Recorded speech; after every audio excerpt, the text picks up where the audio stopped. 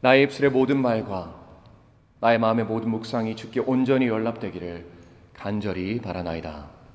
아멘.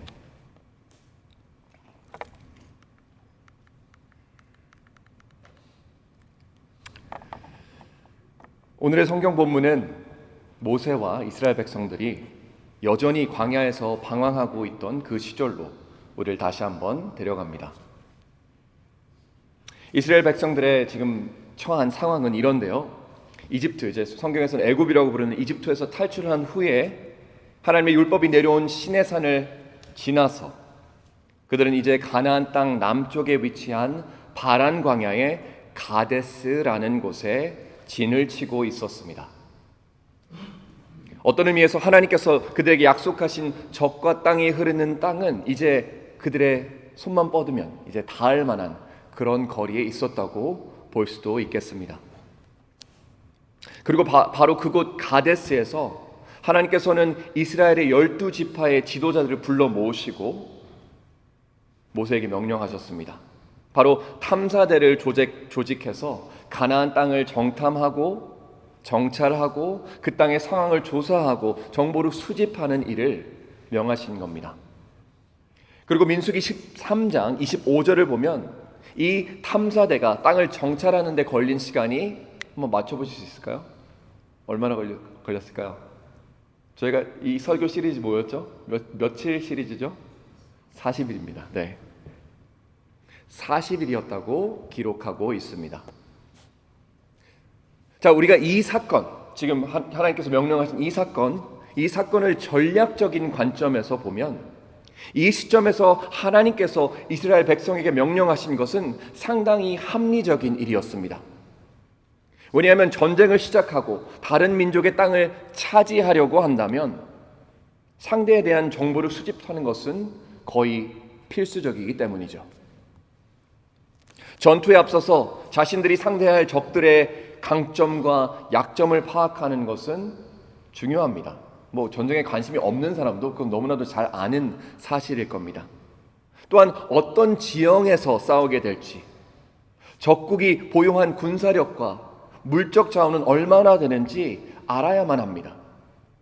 그리고 그 모든 정보가 한데 모인 다음에야 비로소 전쟁의 향방을 좌우할 올바른 전략을 세울 수 있을 겁니다. 그렇게 가나안 땅으로 탐사대를 보내는 것은 이 순간 굉장히 적절한 일이었던 것처럼 보입니다. 만약 지금 당장 전쟁을 시작할 계획이었다면 말이죠. 하지만 이 탐사 미션은 조금 특이한 면이 있었습니다. 바로 아직은 시기상조의 탐험이었다는 것입니다. 적어도 40년은 이른, 지금 당장은 필요 없을 법한 탐사였다는 겁니다. 제가 왜 이렇게 얘기하는지 한번 설명해 드리도록 하겠습니다. 우리가 출애굽기, 레위기, 민수기를 읽어보면 이스라엘 백성들이 실제로 가나안 땅의 부족들과 전쟁을 벌이고 약속의 땅에 발을 디디기까지는 오늘 본문 시점에서 38년이나 39년 후의 일인 것을 알 수 있습니다. 꼭 이 정탐을 하고 보면 바로 또 전쟁하는 거 아니야? 라고 생각하실 수도 있는데 그게 아니었다는 거죠. 다시 말해서 이 탐사대가 수행한 탐사와 정찰은 결과적으로 아무런 실질적인 기능과 역할을 하지 못한 셈이 되는 겁니다. 이제 이해하셨죠? 그렇다면 우리는 이런 질문을 할 수 있겠죠. 그럼 그게 사실이라면 이 탐사의 목적은 무엇이었나요?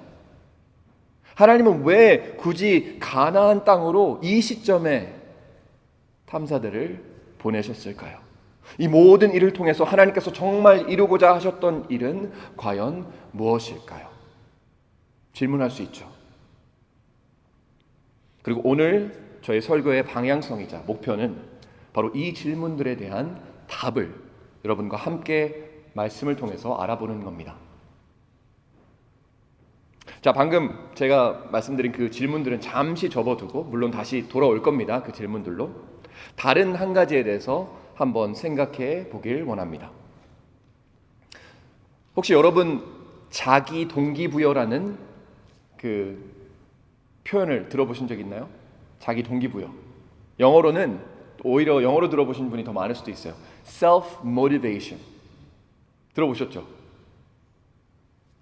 이 자기 동기부여라는 개념은 스스로를 격려하고 독려하고 도전해서 어떤 어려운 일을 해내거나 목표를 보다 수월하게 이룰 수 있게 도움을 주는 어떤 심리적인 practice라고 할 수 있고 상태, 그런 것들을 이야기합니다. 예를 들어서 이를테면 운동선수들이 경기나 경주 전에 스스로에게 주문처럼 외우고 외치는 말들, 아마 올림픽 한번 보시면 이제 그 시작 출발점에 선 사람들이 막 혼자말 중얼중얼 하는 거 아마 많이 보실 거예요. 되게 이런 얘기를 한다고 합니다. 나 할 수 있어. 내가 최고야. 날 의심했던 모든 사람들에게 그 사람들의 의견들이 틀렸다는 걸 내가 증명해 보이자. 이런 얘기들을 막 한다는 거예요. 그리고 흥미롭게도 실제 연구 결과에 따르면 이러한 자기 동기부여 방법들이 운동선수들의 실질적인 경기력에 유의미하고 긍정적인 영향을 미친다고 합니다. 그래서 그냥 하는 게 아니고 진짜로 조금 더 잘 할 수 있게 해준다는 거예요. 그리고 비슷한 맥락에서 중요한 인터뷰를 앞두고, 우리 두 분 지난주에 인터뷰 하셨죠? 인터뷰를 앞두고 이런 방법들이 효과적이라고 합니다. 한 예로 중요한 인터뷰 전에 소위 말하는 슈퍼맨 포즈를 하라는 거예요. 슈퍼맨이 어떻게 하죠? 팔을 이렇게 들고 가죠. 이렇게 등을 곧게 펴고 이제 고개를 치켜 들고 어깨를 쭉 핀 다음에 손을 위로 뻗은 후에 뭐라고 하죠? 똑같은 얘기 하는 거예요. 내가 최고다. 난 해낼 수 있다. 이런 얘기들을 하라는 거예요. 그러면 인터뷰를 하면서 이제 보다 좀 자신감이 생기고 수월하게 할 수 있다는 거죠. 자, 제가 이걸 가지고 어떤 방향으로 갈지 아마 모르실 거예요. 그리고 우리들의 시선을 교회로 돌아보면 이런 종류의 사고방식이 우리들의 교회 문화에도 신앙생활에도 스며들어 있는 것을 우리는 문득 발견하게 됩니다. 많은 목회자들, 특히 책이나 매스컴을 통해서 유명해지신 분들 중에는 자기 동기부여와 자기 신뢰, 그리고 자기 실현, 이런 것들을 중요하게 강조하시는 분들이 있을 거예요. 아마 제가 이런 얘기를 하실 때 문득 떠오르는 분들이 순간순간 있으실 수도 있습니다. 이분들은 우리가 자신을 믿고 모든 것을 긍정적으로 생각하는 것이 우리들의 삶을 더 풍요롭고 의미 있게 만들어준다고 이야기하십니다. 그리고 실제로 이러한 메시지와 가르침이 전 세계의 수많은 그리스도인들에게, 신자들에게 실질적인 도움이 된 경우를 우리는 많은 고백들을 통해서 알 수도 있습니다.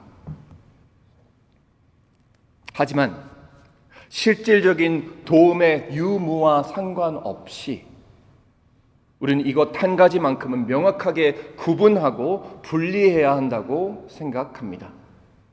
바로 이 세상이 우리에게 뭐라고 하든지, 이 시대에 가장 영향력 있는 전문가들과 연설가들이 어떤 말로 우리를 설득하려고 하든지, 우리는요, 결단코 우리 스스로의 힘으로 모든 일을 해내는 그것에 목적을 두는 사람들이 절대로 아니라는 겁니다.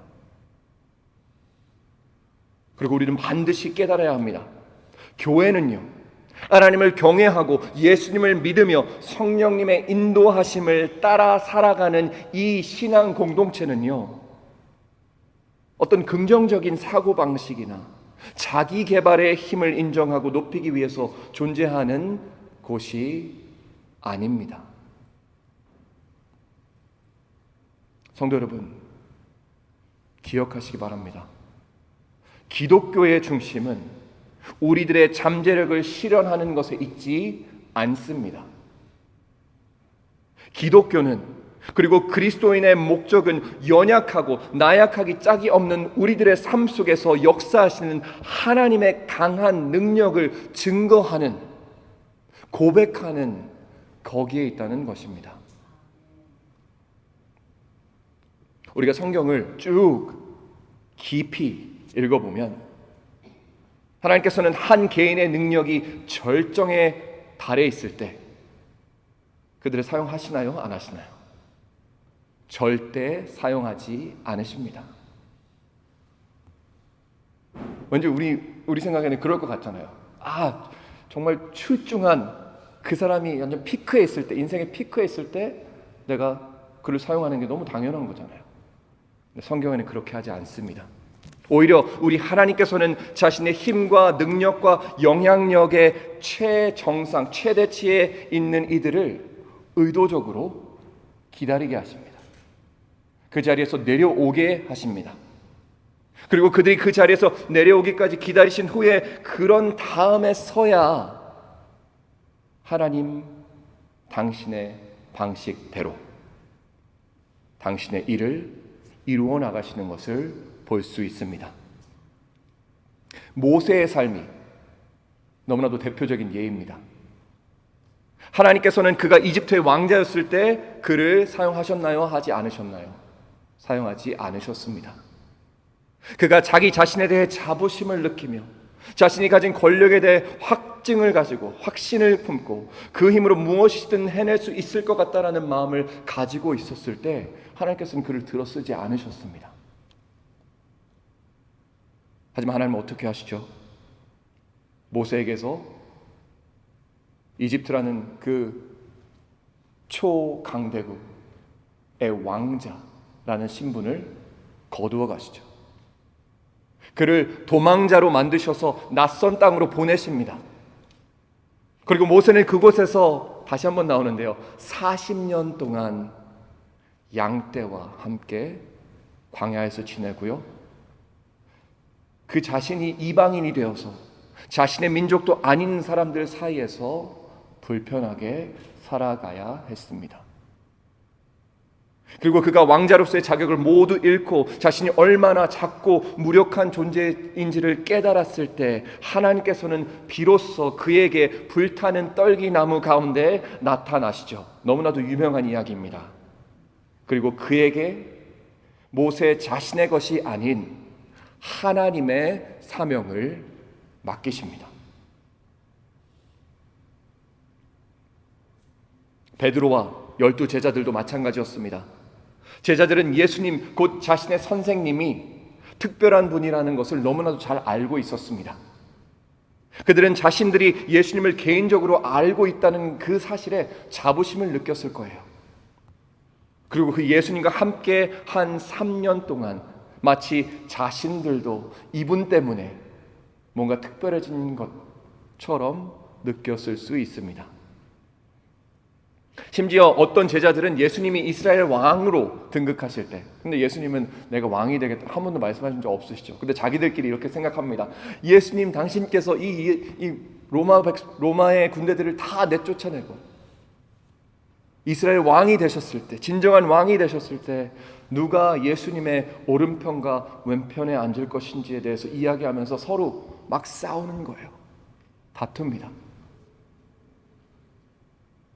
하지만 우리 하나님께서는 그러한 교만한 마음을 품은 제자들을 쓰지 않으시죠.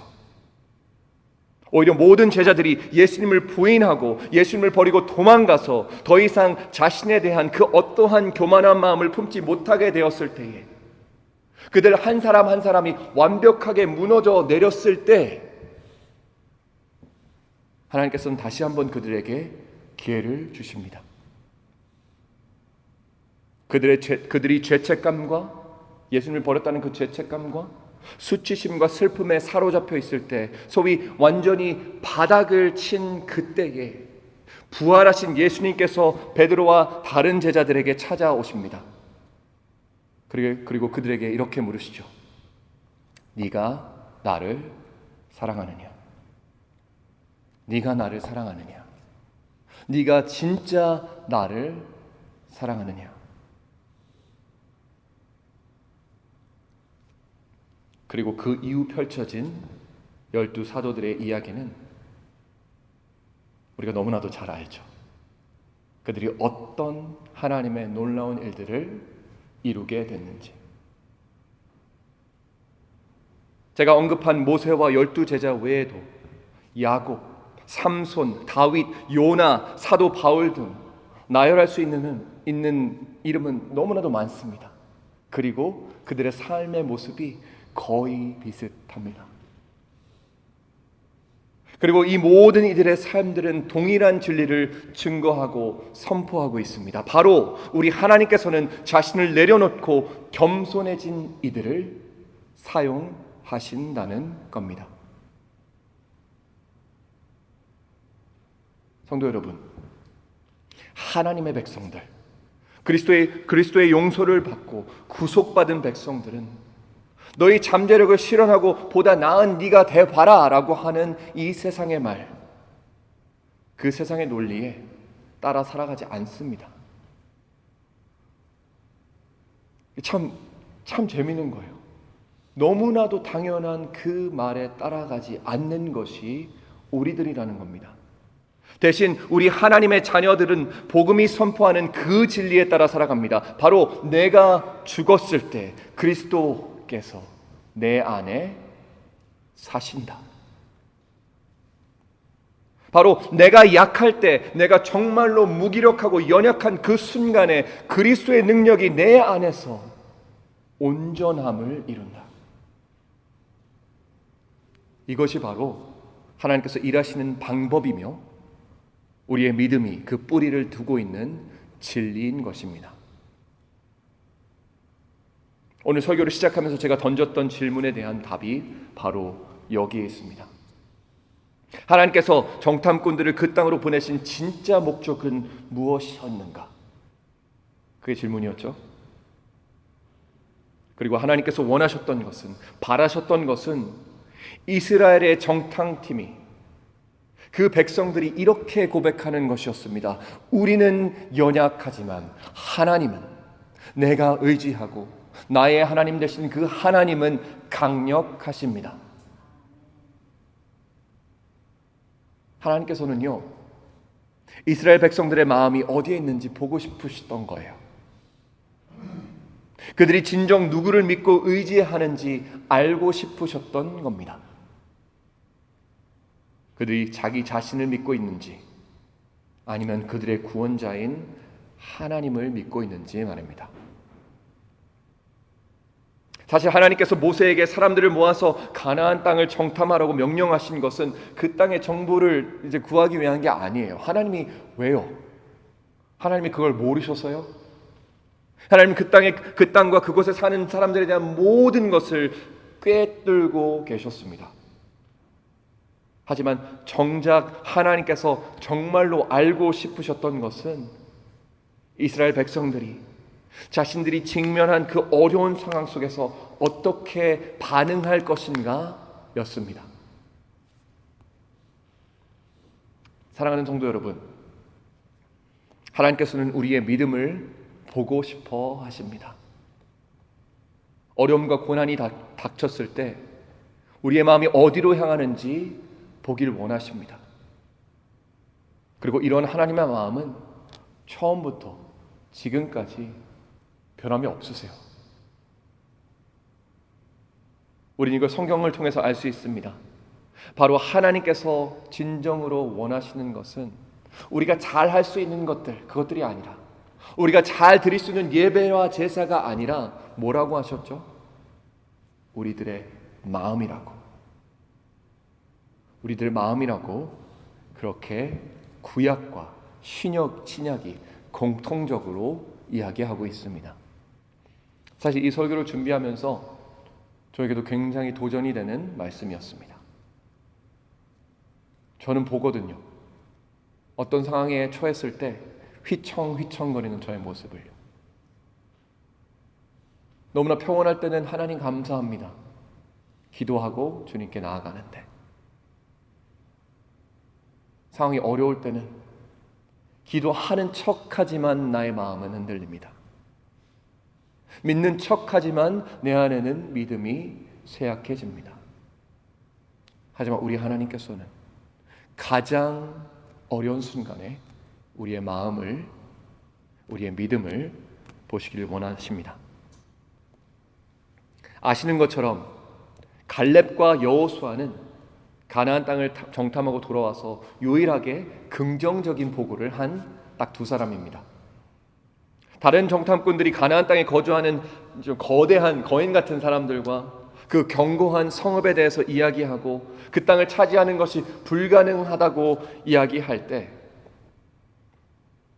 갈렙 정말 멋있는 사람이에요. 갈렙은 모든 사람들을 조용히 시키고 이렇게 이야기합니다. 제가 이걸 넣었는지 모르겠네요. 여기 있네요. 아니요, 우리가 곧 올라가서 그 땅을 차지합시다. 우리는 반드시 그곳을 정복할 수 있습니다. 얘기하죠. 어쩌면 우리는 이 갈렙의 말, 지금 방금 갈렙이 한 말만 듣고서 갈렙이 마냥 긍정적인 사고방식을 가진 사람 혹은 자기 확신이 강한 사람이라고 오해할 수도 있습니다.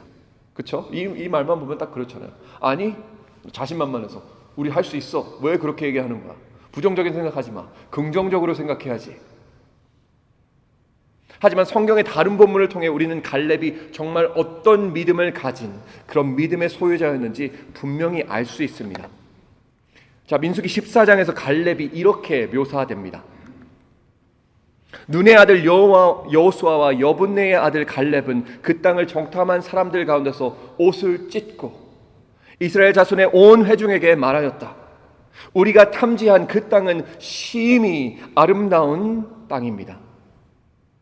여호와께서 우리를 기뻐하시면 우리를 그 땅으로 인도하시고 그 땅을 우리에게 주실 것입니다. 그 땅은 젖과 꿀이 흐르는 땅입니다. 다만 여호와를 거역하지 말고 그 땅의 백성들을 두려워하지 마십시오. 그들은 우리의 먹잇감이 될 것입니다. 그들의 보호자는 이미 떠났고 여호와는 우리와 함께 하십니다. 그러니 그들을 두려워하지 마십시오. 이렇게 얘기하죠. 성도 여러분, 갈렙 안에 있던 그 확신은 자기 자신의 능력이나 이스라엘 백성들의 잠재력에 기반해 있지 않았고 오직 하나님께 속해 있음을 우리는 확인할 수 있습니다. 여호와께서 우리를 기뻐하시면 그 땅을 우리에게 주실 것입니다. 여러분, 구약 성경에서 갈렙이라는 인물이 언급될 때마다 정말 독특하고 일관되게 묘사되는 것을 우리는 볼 수 있습니다. 오늘 제가 이 설교 드린 후에 한번 집에 돌아가셔서 한번 찾아보세요. 구약 성경에서 갈렙의 이름이 총 32회 언급되는데 그중 20번은 제가 알려드린 다음과 같은 방식으로 그를 묘사합니다. 이렇습니다.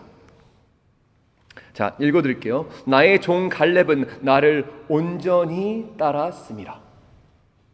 여호수아, 헤브론은 그때부터 여분네 아들 갈렙의 소유가 되었으니 이는 그가 이스라엘 하나님 여호와를 온전히 따랐습니다.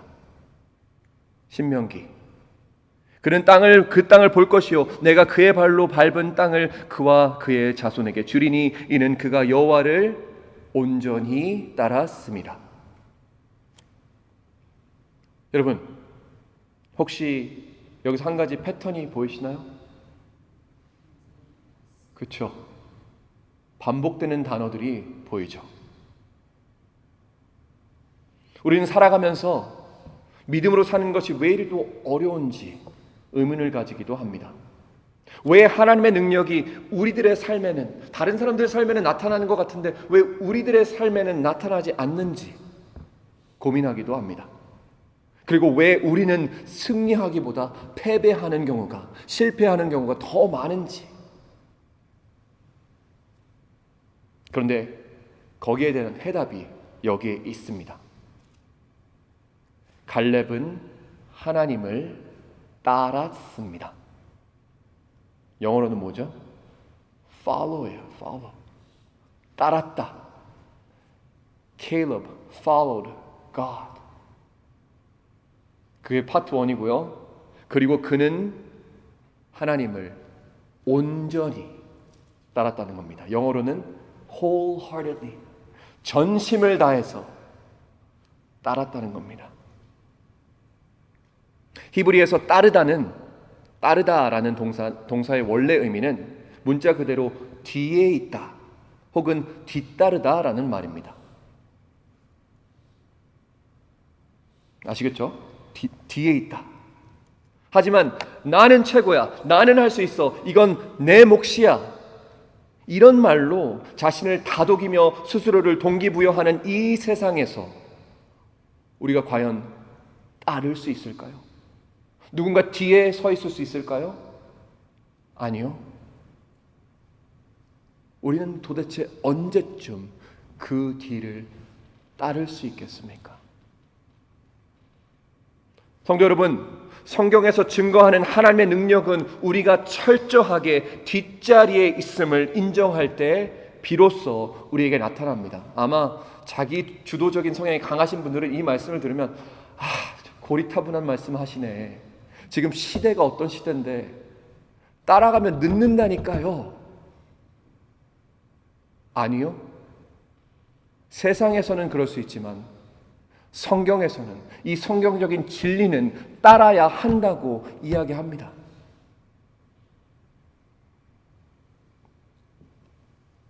우리를 이끄시는 그분을 단순하게 따를 때 하나님의 능력이 우리의 삶 속에서 나타나기 시작합니다. 그리고 우리들의 그 따르는 행위는 이제 반쪽짜리 말고요, 조건부로 하는 거 말고 하나님 이거 해주시면 따르, 이게 아니고요, 부분적으로 아니면 가끔 하는 따름이 아니라, 따르는 거 말고 파트가 뭐라 그랬죠? 두 번째가 온전히, 그렇죠? 온 마음을 다해서, 바로 항상 끊임없이 일관되게 온전히 그리고 전심으로 따르는 것입니다. 바로 갈렙처럼요. 설교를 마무리하겠습니다. 성도 여러분, 우리가 우리 자신을 돌아보고 성찰하며 깊이 탐구하는 이 사순절의 40일 여정을 계속해 나갈 때 하나님께서는 우리가 새로운 시각으로 우리 주변을, 우리 세상을 바라보기를 원하십니다. 정탐꾼 12명 중 10명은 당면한 상황과 현실의 불가능함만을 보았습니다. 그렇죠? 그들이 본 세상은 너무나도 강대하고 두려운 존재였으며 그에 비해 자신들은 너무나도 연약하고 보잘것없이 보였습니다. 그리고 그들의 시선이 딱 거기에 머물렀기에 그들은 결국 하나님의 놀라운 계획과 약속을 외면하는 꼴이 되어버렸습니다. 하지만 여호수아와 갈렙, 이 두 사람은 다른 사람들이 본 것과 똑같은 상황, 똑같은 현실을 보면서도 그 안에서 기회를 발견합니다. 바로 하나님의 영광이 드러나고 그분의 능력이 나타날 수 있는 그 기회. 그리고 우리는 그것을 믿음이라고 부릅니다.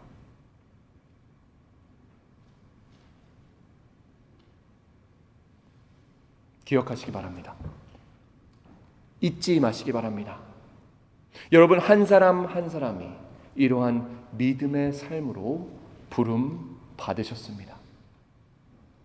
여러분들의 40일 동안 여러분들은 무엇을 보시고 무엇을 들으시겠습니까? 어떤 눈으로 세상을 바라보시고 어떤 귀로 세상의 소리를 들으시겠습니까? 이 아침 기도하는 것은 여러분이 하나님의 얼굴을 보고 그분의 음성을 듣게 되길 기도합니다. 이 사순절 기간 동안 그리고 그 영원하고 영광스러운 약속의 땅에 발을 내디는 그 날까지 그렇게 사시는 그 믿음의 눈을 들어 하나님을 보시고 하나님의 능력을 보시고 하나님의 때를 보시는 여러분 모두 되시길 우리 주 예수 그리스도의 이름으로 간절히 축원합니다. 기도하시겠습니다. 사랑의 하나님, 우리가 당면한 우리들의 삶의 어려운 순간들, 우리 교회의 어려운 상황들, 우리가 인간적인 눈으로 바라보면 두렵습니다. 우리가 무엇을 해야 하는지 모를 것 같아서 당황스럽습니다. 하지만 하나님, 오늘 말씀을 통해 우리가 여호수아의, 우리가 갈렙의 믿음의 시선을 갖게 하여 주시옵소서. 똑같은 어려운 상황들을 바라보나 그 안에서 하나님의 능력이 드러날 수 있는 그 기회가 있다는 것을 우리가 보게 하시고 믿게 하셔서 우리의 삶을 그렇게 하나님께 내어드릴 때에 하나님의 거룩하고 놀라운 구원의 회복의 능력이 우리 가운데서 이루어지는 것을 보게 하옵소서. 혹여나 그런 어려운 시선으로 이 순간에도 마음 어려워하고 슬퍼하고 낭망하고 있는 교인들, 그리고 교인들의 친척들, 가족들이 있습니까? 하나님, 이 시간 중보하는 것은 하나님께서 그들의 마음 가운데 찾아가 주셔서 믿음을 허락하시고 희망을 허락하시고 기쁨을 허락하셔서 그들 또한 믿음의 눈으로 하나님이 일궈내실 그들의 삶을 볼 수 있도록 도와주시옵소서. 감사를 드리며 예수님의 이름으로 기도드립니다. 아멘. 아멘.